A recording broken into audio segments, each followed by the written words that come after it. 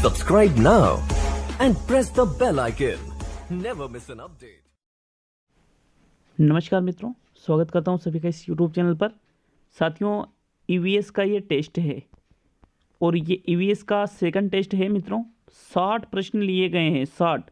Guarantee देता हूं कि आपका जो वस्त्र का टॉपिक है, आवास का टॉपिक है और पावर लूम, हथकरघा और स्वच्छता इत्यादि ये जो टॉपिक है, जो प्रश्न आपको एक साथ यहाँ पर इन टॉपिक से मिलेंगे, मेरी गारंटी है एक जगह पर आपको इतने सारे और इतने शानदार और अच्छे और ऑथेंटिक प्रश्न कहीं भी नहीं मिलेंगे। तो वीडियो को पूरा देखना। वीडियो के डिस्क्रिप्शन बॉक्स में मैंने लिंक दे दी है, ठीक है। वहाँ से आप पूरी PDF आंसर सहित डाउनलोड कर सकते हो। साथियों, टीचिंग मेथड की आज क्लास नहीं डाली है। सुबह 7 बजे मैंने आज हिंदी शिक्षण का टेस्ट 4 अपलोड कर दिया है। तो बिल्कुल जैसे मैंने पूर्व निर्धारित कार्यक्रम आपको बताया था, उसी प्रकार से आपका ये टेस्ट में आयोजित करवा रहा हूँ। साथियों, एक और चीज़ है कि सुनने में आ रहा है कि रीट का जो एग्ज़ाम है वो 2 सितंबर को नहीं होगा या आगे जा सकता है, ऐसा सुनाई में आ रहा है। तो आपके भी मन में ये शंका चल रही है कि एग्ज़ाम कब होगा। तो मेरे मानो अगर एग्ज़ाम आगे भी जाएगा तो मैक्सिमम 2 से 3 महीने आगे चला जाएगा। मैक्सिमम है ये, मैक्सिमम, इससे ज़्यादा आगे एग्ज़ाम नहीं जाएगा। इसलिए तैयारी रेगुलर रखो। 2-3 महीने अगर एक्स्ट्रा मिल जाते हैं तो आपको प्रॉफिट ही है। यूँ मत सोचो कि यार मुझे तो अब 4-5 महीने मिल गए तो मैं बाद में तैयारी कर लूँगा। पहले भी ऐसे ही हुआ था, आपको ऐसा लगा था कि एग्ज़ाम बाद में होगा, लेकिन साथियों ये जो टाइम है ये बहुत ही गोल्डन टाइम आप इसको कह सकते हो अपनी लाइफ का। अगर तैयारी करनी है तो अभी करो। जो बीच में रुक गया वो हमेशा ही रुका रह जाएगा, इस चीज़ को हमेशा याद रखना। तो शुरू करते हैं इस टेस्ट को मित्रों। प्रश्न नंबर पहला आता है, एस्किमो जनजाति का ग्रीष्मकालीन आवास जो चमड़े से तुंबुनुमा आकृति के बने होते हैं कहलाते हैं? ट्यूपिक, इग्लू, किस्ताव और ओल। तो मित्रों इसका राइट आंसर आता है ट्यूपिक। क्या कहते हैं इनको? ट्यूपिक कहा जाता है। एस्किमो जनजाति है, उनके ग्रीष्मकालीन आवास जो चमड़े के बने होते हैं। कौन कौन से चमड़े के मित्रों? जो भालू रहते हैं, ठीक है, भालुओं के चमड़ों से ये बनाए जाते हैं, तो उनको क्या कहा जाता है? ट्यूपिक कहा जाता है। आपका दूसरा प्रश्न है, अच्छा आवास वह होता है जो ऊंचा हो, दिखने में सुंदर हो, खुला व हवादार हो और मुख्य सड़क मार्ग पर हो। तो मित्रों अच्छा आवास वह होता है जो खुला और हवादार हो। यूं नहीं है कि जो मुख्य सड़क पर हो वो उसे अच्छा आवास नहीं कहोगे। मान लीजिए वो बिल्कुल बंद है, उसमें हवा आने जाने का रास्ता ही नहीं है, तो मित्रों उसको आप अच्छा आवास नहीं कह सकते। कि अच्छा आवास वही होता है चाहे वो कहीं पर भी हो, लेकिन खुला हुआ हवादार होना चाहिए, ठीक है। बाहर की जो शुद्ध हवा है वो अंदर आना चाहिए, मकान में बहुत ज़रूरी है। तो दूसरा विकल्प यहाँ पर आपका सही रहेगा। प्रश्न नंबर 3 देखते हैं, राजस्थान में निवास करने वाली भील जनजाति के कच्चे घरों को कहा जाता है? घेर, खोलरा, कू और मेवासे। तो मित्रों यहाँ देखिए, राजस्थान में जो भील जनजाति रहती है उनके जो कच्चे घर होते हैं उनको कू कहा जाता है। क्या कहा जाता है? कू कहा जाता है। तो आपका तीसरा विकल्प यहाँ पर सही रहेगा। प्रश्न नंबर 4 देखेंगे साथियों, राहिदे, पट्टू, तेपांग, घचांग इत्यादि वस्त्र कौन से राज्य में पहने जाते हैं? जम्मू कश्मीर, हिमाचल प्रदेश, मिजोरम और असम। तो मित्रों ये जो यहाँ पर प्रश्न नंबर 4 में जो वस्त्र दिए हुए हैं, ये वस्त्र कहाँ पहने जाते हैं? इसका आंसर आता है हिमाचल प्रदेश में ये वस्त्र पहने जाते हैं। तो मित्रों आपको ये भी याद रखना है अच्छी तरह से, दूसरा विकल्प सही रहेगा। PDF में मैंने प्रश्नों की साइज छोटी कर दी है, तो 5-6 पेज में पूरे 60 प्रश्न आ जाएंगे। आप चाहो तो उसकी कॉपी निकलवा सकते हो, आगे पीछे मिलाकर 3 ही पेज बनेंगे, ठीक है। तो टॉपिक वाइज बिल्कुल टेस्ट ले रहा हूँ साथियों, ये चीज़ आपकी लाइफ बदल देगी। देखना आप, अगर आप पूरे लगातार टेस्ट सीरीज ज्वाइन करके रखते हो तो। प्रश्न नंबर 5 देखेंगे साथियों, निम्न में से पुरुषों द्वारा पहने जाने वाली पोशाक है? पानो बाजू, नववारी, लुगडेन और फतुई। तो मित्रों कौन सी वो पोशाक है जो पुरुषों द्वारा पहनी जाती है? तो मित्रों यहाँ जो 4 विकल्प है, इनमें जो चौथा विकल्प है फतुई, ये पुरुषों द्वारा पहने जाने वाली पोशाक है। बाकी पानो बाजू, लुगडेन और नववारी ये महिलाओं द्वारा पहनी जाती है। तो प्रश्न नंबर 6 आता है साथियों, लीलन नामक रेशा कौन से पौधे से प्राप्त किया जाता है? कपास, रेशम, जूट और फ्लेक्स। तो मित्रों यहाँ देखिए, लीलन नामक जो रेशा है वो फ्लेक्स के पौधे से प्राप्त किया जाता है। यहाँ तो आपका जो चौथा विकल्प है सही रहेगा। प्रश्न नंबर 7 देखेंगे साथियों, निम्न में से सही सुमेलित नहीं है। घोड़ा अस्तबल, कुत्तों का आवास केनल, मकड़ी जाल और बुलबुल पेड़ की डाल। तो मित्रों यहाँ पर देखिए, आपको यूँ देखना है कि कौन सा सही सुमेलित नहीं है। तो घोड़ा अस्तबल में ही रहता है, मकड़ी जाले में ही रहती है, कुत्तों का आवास केनल ही कहलाता है, लेकिन बुलबुल पेड़ की डाल पर नहीं रहता है। ठीक है, पेड़ की डाल पर नहीं रहता है बुलबुल। तो यहाँ पर आपका चौथा विकल्प गलत है। तो यहाँ पर आपका असुमेलित ही देखना था, तो इसलिए आपका चौथा विकल्प यहाँ राइट रह जाएगा। प्रश्न नंबर 8 देखेंगे मित्रों, 8वां प्रश्न है, अपने आवास और आसपास के स्थानों को स्वच्छ रखने के लिए आप कूड़ा करकट कूड़ेदान में एकत्रित करेंगे, नालियां साफ रखने में सहयोग करेंगे, नालियों में नियमित कीटनाशकों का प्रयोग करेंगे और उपयुक्त सभी। तो मित्रों सीधा सा प्रश्न है, राइट आंसर क्या रहेगा? उपयुक्त सभी। प्रश्न नंबर 9 देखेंगे, जम्मू कश्मीर से संबंधित वस्त्र है फिरन, राहिदे, लुगडेन और नौवारी। तो बताइए राइट आंसर। मित्रों जो फिरन वस्त्र है ये जम्मू कश्मीर से संबंधित है, इसलिए आपका प्रथम विकल्प यहाँ पर सही रहेगा। प्रश्न नंबर 10 देखेंगे, सबसे आरंभिक हथकरघे थे मिट्टी के ऊर्ध्वाधर शाफ्ट करघे, लकड़ी के ऊर्ध्वाधर शाफ्ट करघे, लोहे के ऊर्ध्वाधर शाफ्ट करघे और पीतल के ऊर्ध्वाधर शाफ्ट करघे। तो मित्रों सबसे आरंभिक जो हथकरघे थे वो लकड़ी के ऊर्ध्वाधर शाफ्ट करघे थे। आपका दूसरा विकल्प यहाँ पर सही रहेगा साथियों, प्रश्न नंबर 10 में। नेक्स्ट 11वां प्रश्न आता है, पावरलूम का आविष्कार किसने किया? मोस्ट इंपोर्टेंट प्रश्न है साथियों। ई कार्टराइट ने, सर रिचर्ड्स ने, जेम्स हारग्रीव्स ने और फ्रैंकलिन ने। तो मित्रों पावरलूम के आविष्कार की यदि बात की जाए तो आविष्कार में नाम आता है ई कार्टराइट का। ई कार्टराइट द्वारा पावरलूम का आविष्कार किया गया। साथियों बहुत इंपॉर्टेंट प्रश्न, मैं वापिस कह रहा हूँ इस प्रश्न का नाम, तो इसको नोट कर सकते हो आप विशेष तौर पे। प्रथम विकल्प सही है। प्रश्न नंबर 12 देखेंगे, भवन निर्माण हेतु कौन सी सामग्री की आवश्यकता होती है? पत्थर, प्लास्टरिंग, एप्रिन और सभी। तो मित्रों भवन निर्माण हेतु उपयुक्त तीनों प्रकार की जो ये सामग्री लिखी हुई है इनकी आवश्यकता होती है। तो यहाँ पर आपका चौथा विकल्प उपयुक्त सभी सही रह जाएगा। प्रश्न नंबर 13 आता है, दवाइयों के अपशिष्ट किस रंग के डिब्बे में एकत्रित करने चाहिए? काला, नीला, हरा और पीला। तो मित्रों जो दवाइयाँ होती है उनका जो अपशिष्ट होता है उनको कौन से रंग के डिब्बे में एकत्रित करना चाहिए, ये प्रश्न आपसे किया गया है।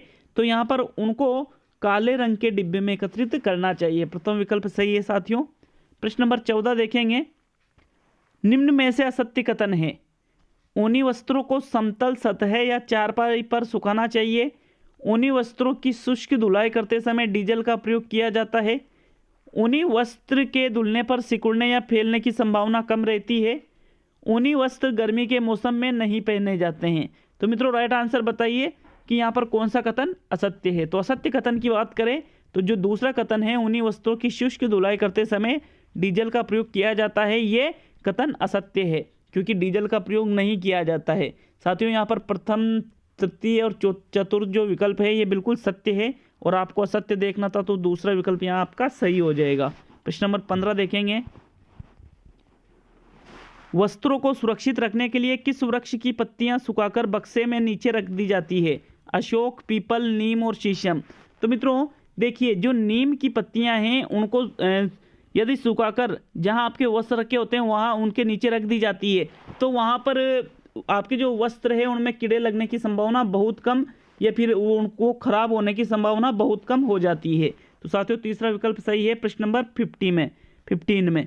प्रश्न नंबर 16 देखेंगे, ताना व बाना शब्द प्रयुक्त होता है पावरलूम उद्योग में, हथकरघा उद्योग में, एक व दोनों में और सीमेंट उद्योग में। तो मित्रों ताना व बाना जो शब्द है वो पावरलूम और हथकरघा दोनों प्रकार के उद्योगों में प्रयुक्त होता है, इसलिए आपका तीसरा विकल्प यहाँ सही रहेगा।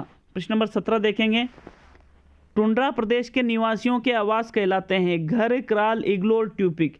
तो मित्रों जो टुंड्रा प्रदेश के निवासी हैं उनके आवास को कहा जाता है इग्लू। क्या कहा जाता है? इग्लू कहा जाता है। तीसरा विकल्प सही है यहाँ पे।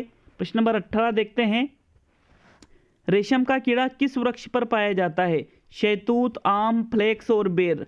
तो साथियों यहाँ पर जो रेशम का कीड़े की बात करें तो वो शहतूत के वृक्ष पर पाया जाता है। आपका यहाँ प्रथम विकल्प सही रहेगा। प्रश्न नंबर 19 है, कृत्रिम तंतु को निम्न नाम से भी जाना जाता है? जादुई तंतु, सरल तंतु, ताप संज्ञाशील और सभी। तो मित्रों जो कृत्रिम तंतु है उनको ये जो जितने भी 3 नाम लिखा रहे हैं इन सभी के नाम से जाना जाता है, इसलिए आपका चौथा विकल्प यहाँ पर सही रहेगा। प्रश्न नंबर 20 आता है, बुनाई की वह प्रक्रिया जिसमें वस्त्रों पर पड़े धब्बे एवं विभिन्न रंगों को हटाया जाता है, विरंजन, टेंटरिंग, सेनफोराइजिंग और सभी। तो साथियों जो 20वां प्रश्न है उसका राइट आंसर आता है विरंजन, कि बुनाई की वह प्रक्रिया जिसमें वस्त्रों पर पड़े धब्बे एवं विभिन्न रंगों को हटाया जाता है उसको विरंजन कहा जाता है। क्या कहा जाता है? विरंजन। प्रथम विकल्प सही है आपका यहाँ पर। नेक्स्ट प्रश्न नंबर 21 देखते हैं साथियों। प्रश्न नंबर 21 देखेंगे। 21वां प्रश्न है, 2 वस्त्रों को जोड़ने के लिए टांके का प्रयोग किया जाता है, बाकिया टाका, सादा टाका, कच्चा टाका और तुरपाई टाका। तो 2 वस्त्रों को जोड़ने के लिए कच्चे टाके का प्रयोग किया जाता है। आपका यहाँ पर तीसरा विकल्प बिल्कुल सही है। ठीक है, प्रश्न नंबर 22 देखेंगे मित्रों।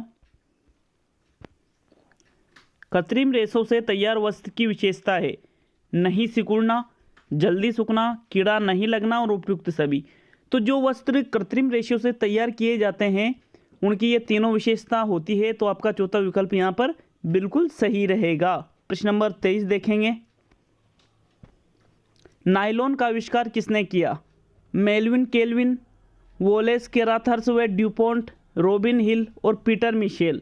तो मित्रों नायलॉन का आविष्कार किसने किया? प्रश्न नंबर आपका 23वां आता है। इसका सही आंसर आता है जो दूसरा विकल्प है, वालेस केराथर्स व ड्यूपॉन्ट। दोनों ने नायलॉन का आविष्कार किया था, इसलिए मैंने दोनों का नाम यहाँ पर लिख दिया है। तो आपका दूसरा विकल्प सही है। मोस्ट इंपोर्टेंट प्रश्न है, रीट के एग्जाम में प्रश्न आ चुका है ये। प्रश्न नंबर 24 देखेंगे।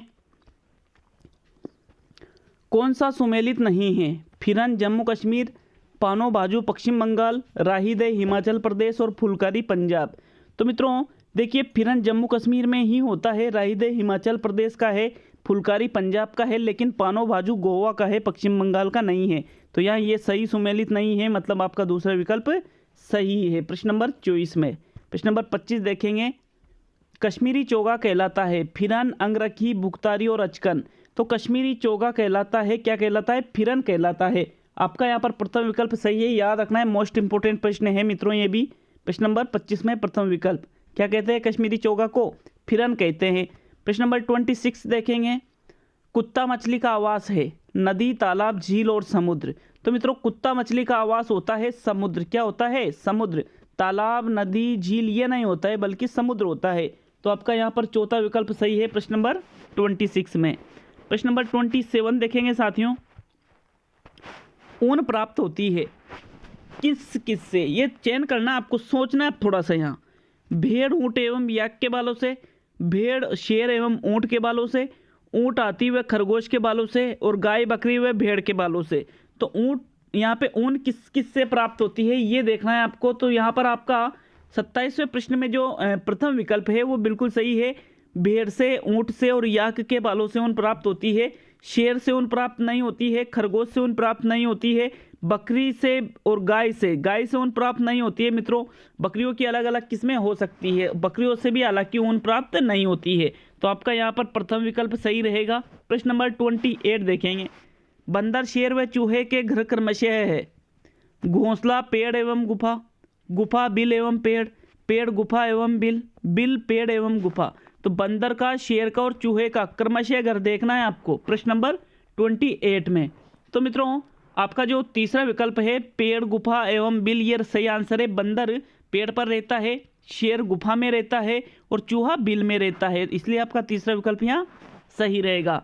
29 प्रश्न आता है। निम्न में से कौन सी सामग्री घर बनाने के काम नहीं आती है? सीमेंट, पत्थर, लोहा और सभी काम आते हैं। तो मित्रों देखिए सीमेंट भी काम आता है, पत्थर भी काम आता है, लोहा भी काम आता है, मतलब आपका चौथा विकल्प यहाँ पर सही रहेगा 29 प्रश्न में। तो नेक्स्ट 30 प्रश्न देखेंगे मित्रों। छोटी पहाड़ियों पर जिसके आसपास के ढालों पर खेत या चारागाह होते हैं वहाँ किस तरह की बस्ती पाई जाती है?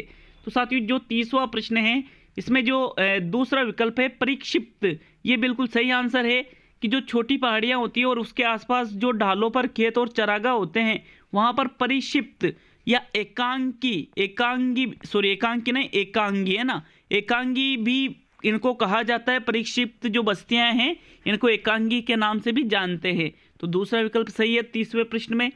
प्रश्न नंबर 31 देखेंगे मित्रों, देश के प्रमुख पावरलूम सेक्टर स्थित है सोलापुर महाराष्ट्र, सेलम तमिलनाडु, मदुरई तमिलनाडु और उपयुक्त सभी।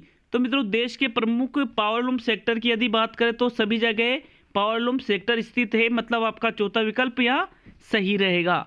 प्रश्न नंबर 32 देखेंगे साथियों। 32 प्रश्न आता है, किसी नदी नहर या सड़क आदि के किनारे बसे गांवों की आकृति होती है रेखिक, अरीय, पंखकृति और आयताकार। साथियों किसी नदी, सड़क या नहर के किनारे जो गांव बसते हैं उनकी रेखिक आकृति होती है, ठीक है। जैसे ये नदी बह रही है तो उसके किनारे जो आकृति गांव बसेंगे उनकी आकृति कैसी रहेगी? रेखा के समान रहेगी। तो आपका प्रथम विकल्प यहाँ पर सही रहेगा। 33 प्रश्न देखेंगे, भारत के उत्तरी पूर्वी गांवों में अधिकांश घरों की छतों का आकार होता है आयताकार, बेलनाकार, शंक्वाकार और गोलाकार। तो मित्रों जो भारत के उत्तरी पूर्वी जो गांव हैं वहां पर अधिकांश जो घर हैं उनकी छतों का आकार होता है शंकुआकार। कैसा होता है? शंकु के आकार के समान होता है। तीसरा विकल्प यहाँ पर बिल्कुल राइट है साथियों।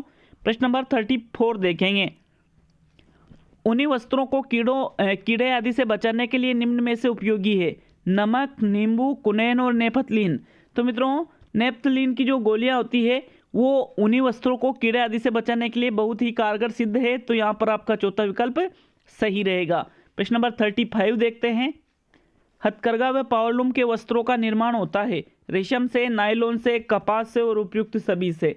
तो मित्रों यहाँ पर प्रश्न नंबर जो 35 है, हथकरघा और पावरलूम के जो वस्त्र होते हैं उनका निर्माण कपास से होता है। किससे होता है? कपास से। आपका तीसरा विकल्प सही रहेगा, रेशम और नायलॉन से नहीं, सिर्फ और सिर्फ कपास से होता है। तो तीसरा विकल्प सही है साथियों 35 प्रश्न में।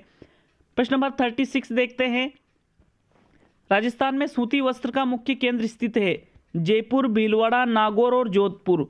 तो मित्रों राजस्थान में सूती वस्त्र का मुख्य केंद्र भीलवाड़ा में स्थित है। कहाँ स्थित है? भीलवाड़ा में।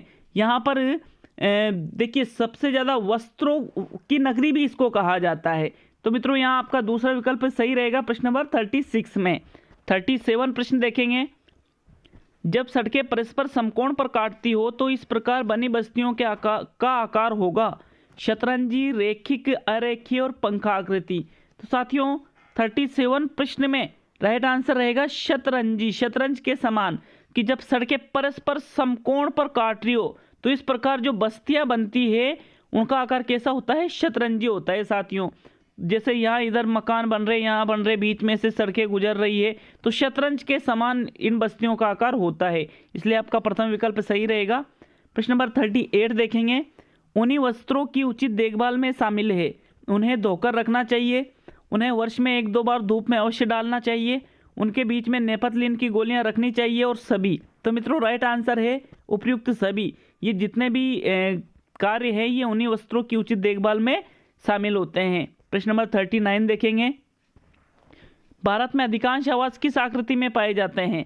त्रिभुजाकार, वृत्ताकार, आयताकार और शंक्वाकार। तो मित्रों भारत के अधिकांश आवासों की यदि बात करें तो भारत के अधिकांश आवास आयताकार आकार में पाए जाते हैं। कौन सी आकृति होती है? अधिकांश जो आवास मकान होते हैं उनकी आयताकार होती है। तो आपका तीसरा विकल्प यहाँ पर सही रहेगा प्रश्न नंबर 39 में। मित्रों प्रश्न नंबर 40 देखते हैं। 40वां प्रश्न है, जंगल में रहने वाले आदिवासी लोग निम्न में से किस प्रकार के आवास अधिकांशतः प्रयोग में लेते हैं? झोपड़ी, बंद घर, इमारत और पक्के मकान। तो मित्रों जो लोग जंगल में रहते हैं, आदिवासी जो लोग होते हैं, वो अधिकांशतः झोपड़ी का प्रयोग लेते हैं आवास करने के लिए। तो मित्रों यहाँ पर आपका प्रथम विकल्प सही रहेगा, झोपड़ी। प्रश्न नंबर 41 देखते हैं। 41वां प्रश्न है, अवस्थाओं के आधार पर अपशिष्ट पदार्थ का प्रकार है ठोस, द्रव, गैस और सभी। तो मित्रों अवस्थाओं के आधार पर जो अपशिष्ट पदार्थ हैं वो ठोस अवस्था में भी होते हैं, गैसीय अवस्था में भी होते हैं, द्रव अवस्था में भी होते हैं। तो मतलब आपका जो चौथा विकल्प है वो बिल्कुल सही रहेगा प्रश्न नंबर 41 में। 42वां प्रश्न देखेंगे मित्रों, घरेलू कचरे प्रबंधन के लिए किस रंग का डिब्बा रखा जाना चाहिए? हरा, नीला, काला और सभी। तो साथियों घरेलू जो कचरा प्रबंधन है उसके लिए आप कोई सा भी रंग का इनमें से डिब्बा रख सकते हो, हरा, नीला, काला। मतलब आपका जो चौथा विकल्प है यहाँ पर सही रहेगा। प्रश्न नंबर 43 देखेंगे, जैविक अपशिष्ट किस रंग के डिब्बे में एकत्रित करने चाहिए? हरा, नीला, काला और पीला। साथियों जो जैविक अपशिष्ट होते हैं उनको हरे रंग के डिब्बे में एकत्रित करना चाहिए। कौन से रंग के डिब्बे में? हरे रंग के डिब्बे में। मतलब आपका यहाँ प्रथम विकल्प सही रहेगा। प्रश्न नंबर 44 आता है, अजैविक अपशिष्ट को किस रंग के डिब्बे में एकत्रित करना चाहिए? हरा, नीला, काला और पीला। तो साथियों जैविक को तो आपने हरे में इकट्ठा किया था और जो अजैविक अपशिष्ट होता है उनको नीले रंग के डिब्बे में एकत्रित करना चाहिए। मतलब आपका जो दूसरा विकल्प है वो यहाँ पर बिल्कुल सही है। प्रश्न नंबर 45 देखेंगे, लाल केचुए निम्न में से क्या खाते हैं? कार्बनिक पदार्थ, अकार्बनिक पदार्थ, 1 व 2 सही और इनमें से कोई नहीं। तो मित्रों जो लाल केचुए होते हैं वो सिर्फ कार्बनिक पदार्थ ही खाते हैं, अकार्बनिक पदार्थ नहीं खाते हैं, इसलिए आपका प्रथम विकल्प यहाँ सही है। प्रश्न नंबर 46, ठोस अपशिष्ट है प्लास्टिक, कांच के टुकड़े, डिब्बे और सभी। तो मित्रों प्लास्टिक, कांच के टुकड़े, डिब्बे ये सभी ठोस अपशिष्ट के अंतर्गत आ जाते हैं, इसलिए आपका यहाँ पर चौथा विकल्प राइट है। प्रश्न नंबर 47, द्रव अपशिष्ट है गंदा तेलीय पानी, कीचड़, तेल और सभी। तो मित्रों द्रव अपशिष्ट का मतलब ये है कि भाई जो अपशिष्ट पदार्थ द्रव अवस्था में होते हैं, तो यहाँ पर सभी जो ये 3 विकल्प हैं ये सभी द्रव अपशिष्ट के उदाहरण हैं, तो चौथा विकल्प यहाँ पर सही रहेगा। प्रश्न नंबर 48 देखेंगे साथियों, गैस अपशिष्ट पदार्थ है वाहनों का धुआं, कारखानों का धुआं, जंगल में आग लगने पर निकलने वाला धुआं और उपयुक्त सभी। तो मित्रों गैस अपशिष्ट में ये सभी चीजें आ जाती है, चौथा विकल्प यहाँ पर सही रहेगा प्रश्न नंबर 48 में। प्रश्न नंबर 49 देखेंगे साथियों, वस्त्रों के संबंध में असत्य कथन है, वस्त्रों पर कलप की जाती है, समय समय पर वस्त्रों में प्रेस करनी चाहिए, स्त्री भी आप इसको कह सकते हो, हमेशा तंग वस्त्र पहनने चाहिए और वस्त्रों पर सिलाई मजबूत होनी चाहिए। तो मित्रों वस्त्रों के संबंध में असत्य कथन है, हमेशा तंग वस्त्र पहनने चाहिए, तंग वस्त्र नहीं पहनने चाहिए बल्कि थोड़े ढीले वस्त्र हमको पहनने चाहिए, ये हमारे शरीर को नुकसान नहीं पहुंचाते हैं। तो यहाँ पर आपका तीसरा विकल्प सही है। प्रश्न नंबर 50, कच्चे भवन में कौन सी सामग्री काम में नहीं आती है? बल्लियां, बांस, मिट्टी और सीमेंट। तो मित्रों जो कच्चा भवन होता है उसमें सीमेंट काम में नहीं आती है, बाकी बल्लियां, मिट्टी, बांस ये तीनों चीजें काम में आती है, तो चौथा विकल्प सही है प्रश्न नंबर 50 में। 51 प्रश्न देखते हैं। 51वां, छत्ता किनका आवास होता है? सांप का, भालू का, गोरैया का और ततैया का। तो साथियों 51वां जो प्रश्न है उसका राइट आंसर है ततैया का आवास छत्ता होता है, बाकी सांप बिल में रहता है, भालू गुफा में रहता है और गोरैया घोंसले में रहती है, तो यह आपका चौथा विकल्प सही है। प्रश्न नंबर 52, अमेरिका के उत्तरी पश्चिमी तट पर निवास करने वाली आदिवासी जनजाति के लोगों के आवास को कहा जाता है? प्लैंक ग्रह, चिकीज, तीपी और खाइमस।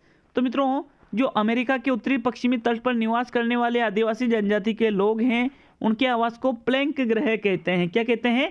प्लैंक ग्रह। याद रखना है ना इसको, अगर याद नहीं है तो आप लिख सकते हो। प्रश्न नंबर 53 देखेंगे, ठोस अपशिष्ट पदार्थों का निस्तारण किस विधि से किया जाता है? गोबर गैस प्लांट, छानना, बीनना और पुनर्चक्रण। तो मित्रों जो ठोस अपशिष्ट पदार्थों का निस्तारण करेंगे वो पुनर्चक्रण विधि से किया जाता है। यहाँ पर आपका चौथा विकल्प सही है साथियों प्रश्न नंबर 53 में। प्रश्न नंबर 54 देखेंगे, राजस्थान का सबसे बड़ा पावरलूम है उदयपुर, भीलवाड़ा, टोंक और जोधपुर। तो साथियों राजस्थान का सबसे बड़ा पावरलूम जो है वो आता है प्रश्न नंबर 54 में। आपका जो दूसरा विकल्प है भीलवाड़ा, ये सबसे बड़ा पावरलूम माना जाता है, मतलब वस्त्रों की नगरी इसको कहा जाता है, तो यहाँ दूसरा विकल्प सही है साथियों। प्रश्न नंबर 55, वस्त्र निर्माण सामग्री की सबसे छोटी इकाई है? धागा, तंतु या रेशा, फेनेक और उपयुक्त सभी। तो साथियों वस्त्र निर्माण की सबसे छोटी इकाई कहलाती है तंतु या रेशा, मतलब यहाँ पर आपका दूसरा विकल्प सही है। प्रश्न नंबर 56, जम्मू कश्मीर में सिर पर पहने जाने वाला वस्त्र है? गोचा, कसाबा, तरंगा और फिरन। तो मित्रों जम्मू कश्मीर में जो सिर पर वस्त्र पहनते हैं उसको कहा जाता है तरंगा कहा जाता है। क्या कहा जाता है? तरंगा। तीसरा विकल्प यहाँ पर सही है। प्रश्न नंबर 57, मेघालय राज्य का वस्त्र है मुकाक, जैनसेम, पुआन और रिसा। तो साथियों 57 का जो सही आंसर है वो रहेगा जैनसेम। जैनसेम मेघालय राज्य का वस्त्र है, बाकी तीनों मेघालय राज्य के वस्त्र नहीं है। प्रश्न नंबर 58 देखेंगे साथियों। असत्य कथन है, गर्मियों में भारी रंग के वस्त्र पहनने चाहिए, हल्के रंग के वस्त्र ऊष्मीय विकिरणों के अधिकांश भाग को परिवर्तित कर देते हैं, गहरे रंग के वस्त्र अपेक्षाकृत अधिक ऊष्मा अवशोषित करते हैं, बारिश होने पर रेनकोट पहनना चाहिए। तो साथियों इनमें से असत्य कथन है, गर्मियों में भारी रंग के वस्त्र पहनने चाहिए, ये कथन असत्य है। भारी रंग के नहीं बल्कि हल्के रंग के वस्त्र गर्मियों में पहनने चाहिए। तो कमेंट करके बताना 60 में से कितने प्रश्न आपको याद थे, और ये भी बताना कि कितने प्रश्न आपके सही हुए हैं। साथियों ये भी बता दीजिए कि कमेंट करके आपको ये टेस्ट पेपर कैसा लगा। वीडियो अच्छा लगता है तो लाइक करके जाना, और चैनल पर नए हो तो सब्सक्राइब करना मत भूला करो यार, ठीक है। अगर सब्सक्राइब नहीं करते हो तो कोई बात नहीं, ठीक है, मत करो, वो तो आपकी इच्छा है, ज़बरदस्ती तो है नहीं कि भाई सब्सक्राइब करना ही पड़ेगा। आपकी इच्छा है, करो या मत करो, लेकिन वीडियो को लाइक कर दिया करो। प्रश्न नंबर 59 देखते हैं साथियों। हस्तकरघा अधिनियम पारित कब किया गया? 1980, 1985, 1990 और 1995। तो मित्रों हस्तकरघा अधिनियम 1985 को पारित किया गया। आपका दूसरा विकल्प यहाँ सही है। और आज का अंतिम प्रश्न देखते हैं मित्रों। स्वच्छ भारत मिशन का प्रारंभ प्रधानमंत्री नरेंद्र मोदी जी ने कब किया? तो साथियों ये बताना है आपको। 2 अक्टूबर 2014, 7 अक्टूबर 2014, 2 अक्टूबर 2015 और 7 अक्टूबर 2015। तो स्वच्छ भारत मिशन का प्रारंभ प्रधानमंत्री नरेंद्र मोदी जी ने कब किया था? साथियों राइट आंसर है 2 अक्टूबर 2014 को स्वच्छ भारत मिशन का प्रारंभ प्रधानमंत्री नरेंद्र मोदी जी ने किया था। यहाँ पर आपका प्रथम विकल्प सही है। तो मित्रों मिलते हैं कल अब। और अगर आपको पीडीएफ डाउनलोड करना नहीं आती है तो कमेंट बॉक्स में बताइए कि मुझे पीडीएफ डाउनलोड करना नहीं आ रही है। मैं आपको बिल्कुल एक शॉर्ट 1 मिनट में ये चीज़ बता दूंगा। कमेंट में ज़रूर बताना अगर किसी को पीडीएफ डाउनलोड करना नहीं आती है तो मित्रों मिलते हैं कल।